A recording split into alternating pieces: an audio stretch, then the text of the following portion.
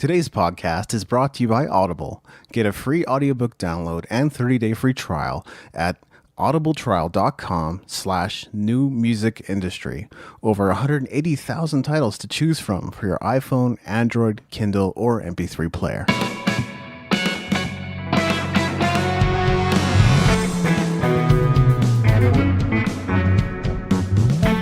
You're listening to the New Music Industry with David Andrew Weeb. Is the essential guide to creative entrepreneurship. I've been holding up this book a lot in videos lately. I don't know what's up with that. I do want to make you aware of the book, so it's good in that sense. Anyway, what is this all about? Why would you want it? Who cares? So last year I came out with the essential guide to music entrepreneurship, and that sold very well. And I actually got a really great response for that book as well. Which is something that surprised me, because here's kind of the secret behind that whole book. Most of the content was already written before I put it out.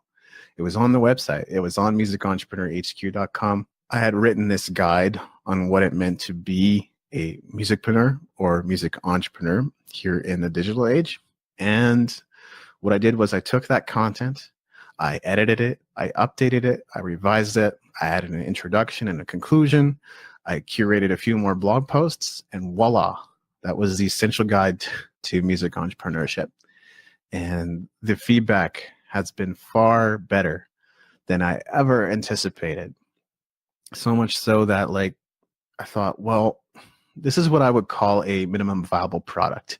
If you haven't heard of that term before, if you don't know what an MVP is, minimum viable product is like the least amount of content you need to make something that people would buy or people would be interested in.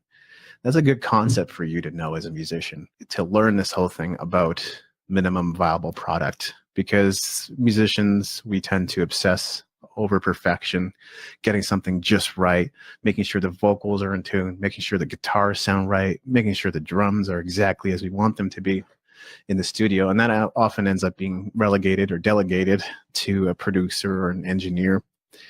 And sometimes musicians do it themselves too, right? I've certainly produced my own tracks. So we obsess about all these things, not realizing that maybe 80% is good enough to get a feel for what people think about it. 80% is maybe not enough to get on the radio, to get in front of an influencer, to get your music in front of a major label or anything like that.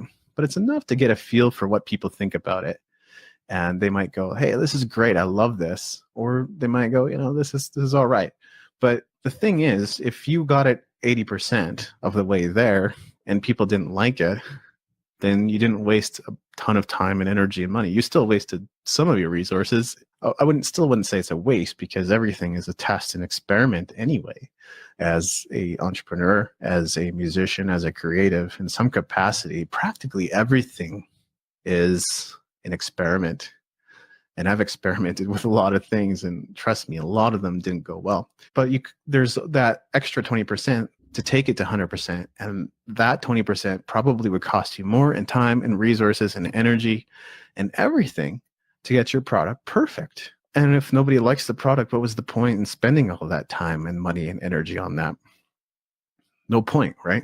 So that's the whole thing about a minimum viable product. And guess what? The Essential Guide to Music Entrepreneurship did well as a minimum viable product. That was enough. It was straight to the point. It was no BS. There wasn't a bunch of extra stuff in there. There wasn't just rambling, incoherent text, which is I hate about books. Some books anyway. I love reading books. It's just that some books go on and on and on about nothing. They're not talking about anything. They're saying a lot and not getting any kind of message across. And I'm sure you've experienced that as well.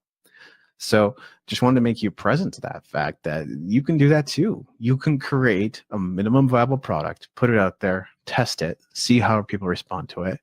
If it's good, you can iterate on it, make it something better or something like it. If people don't like it, then you can make kind of a bigger adjustment based on the feedback that you've been getting. For me though, with the Essential Guide to Music Entrepreneurship, I found a winning formula. I found something that works. I found something people will want and something that people will buy. It's an offer that converts. which is awesome. That's something to be excited about, right? When you find something that works, something that people want. And I was then approached last year with the idea of creating the Essential Guide to Creative Entrepreneurship. And I was approached by a friend and a colleague and a mentor, just a really wonderful person. And he said to me, we're going to get this creative community started and would really love you to put together a book, maybe rearrange the content you already have in the Essential Guide to Music Entrepreneurship and make it into the Essential Guide to Creative Entrepreneurship. And that's how this came about. Now, I didn't just merely rework the content that was in the Essential Guide to Music Entrepreneurship. I could have done that. I actually wrote everything from scratch. And the content that I wrote, again, is actually available on the blog. That's a little secret. Maybe you knew, maybe you didn't. You can find most of what's in this book on my blog as well as on Medium. And if you've been following along, then you know that I've been doing quite a few experiments over on Medium as well, which is another social network, just a place where you can take your blog posts and syndicate them, or you can even create fresh content for Medium, which is something I've done before too. So there's content that you won't find anywhere else. Some of the things that I've created on Medium. This book came together by really creating an outline. That was the first thing I did. I had a journal and I created the outline, and I said, I want 12 sections, and here are the 12 sections that I want to create. Once I was clear on that, I just turned every one of those sections into a blog post. That's how I broke it down once I had the outline. And then I began writing each of those sections while also publishing them. And of course, something you should know about my process is once everything goes into the book, I still read it over and over and over again. In fact, what happens is I will submit the manuscript when I feel like it's reached that point of being good enough, like 80, 90% of the way there. And I will get it up on KDP, which is Amazon's, self-publishing platform. And then I'll have them send me an author copy. Okay. So when the author copy shows up, I get to see what the book looks like. Does the artwork work? Is it fitting properly? Are the dimensions correct? And then I also look at the text on the inside and I go, is this readable? Is this the message that I'm trying to convey? Are there any awkward sentences? Am I missing a comma? Am I missing a period? I will just go through it and edit it and make sure it's up to snuff. And then I will resubmit the manuscript one last time to KDP once I'm happy with it. And then the book comes out. So that's my process. First I'll get an author copy sent over, look it over, make some last minute notes on the whole thing. And then I will submit it to KDP to have it published and out there. Okay, so I've said a lot about the self-publishing process. I actually haven't said a lot about the book yet. So the book itself is obviously there, not just to help creative entrepreneurs, but to help creatives in general, artists of all types, to be able to create something and do it more efficiently and do it more effectively, and then share their work with the world, and then, of course, ultimately sell it. And you might be wondering what making and selling your neon yellow tiger means, which is the subtitle of the book, right? I don't actually have an eloquent explanation for this yet. A number of people have asked me already what exactly that means, but it is about finding your niche. It's about going into a niche that isn't overcrowded, where there isn't a ton of competitors already, making something, a piece of art, sharing it with the world, and then becoming a dominator in that space. You can dominate that space if nobody else has created anything in it. And if you do a Google search, you'll see for yourself, you can search for neon yellow tigers and it will come up with a lot of results. But the so-called results, there's really none showing like there aren't too many legitimate neon yellow tigers out there. So if you wanted to dominate that neon yellow tiger space, you could do it. Now, I'm not suggesting that's what you do. I am suggesting that you find a niche that isn't overcrowded and then dominate it. A niche where there is a demand and then go into it and hit it with everything you've got. That's the concept behind the book. So there's a lot of ideas, there's a lot of tips, there's a lot of suggestions, there's a lot of advice, and there's a lot of examples in this book of people who are doing well in creative entrepreneurship. I wanted to make sure there were I was citing and mentioning examples of people who were doing well in that space. And so that's something you'll find in this book. And it really is a little bit of a buffet. You can like kind of take it or leave it, because to be perfectly honest, there are some slightly conflicting or contradictory advice in the book. And really before I get asked an interview, although I'm sure I will at some point, before I get asked, the whole idea is you can think of it as a buffet. You can take what you want. Just because you can take everything doesn't mean you want to take everything.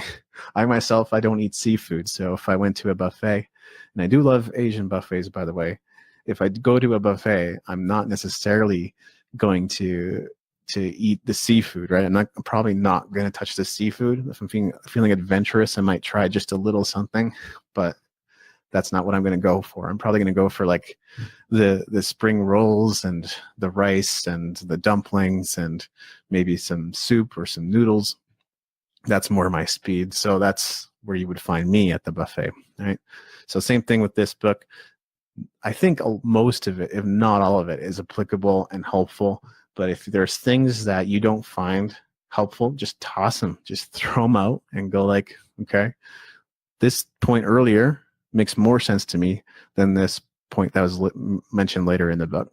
And that's how to take it. This is really exciting to me. And one of the reasons is because it's sort of started creating a bit of an ecosystem. What I want to do now is publish many more essential guides. And just to give you an idea, I haven't revealed this elsewhere, but I'm thinking about creating the essential guide to community building. That's a project that's sort of getting into the works. I was already going to be working on a book about growth hacking for musicians. I think I will turn that into the essential guide to growth hacking for musicians. And another title that I'm thinking about, Essential Guide to Crowdfunding, an essential guide to personal development for musicians. So this really opened up a whole new world. And at some point, I'll probably register a domain name and put all those books up there as well. Might be like essentialguidebooks.com, and then continually update and revise those books and add new content to them as we see fit and necessary for the whole project. And of course, based on the feedback you give us, that's a huge part of it. Thank you for listening. Music in this episode was brought to you by Brian Young. Wherever you're listening to this right now, please consider leaving a 5-star review and comment to help us get the word out about the podcast.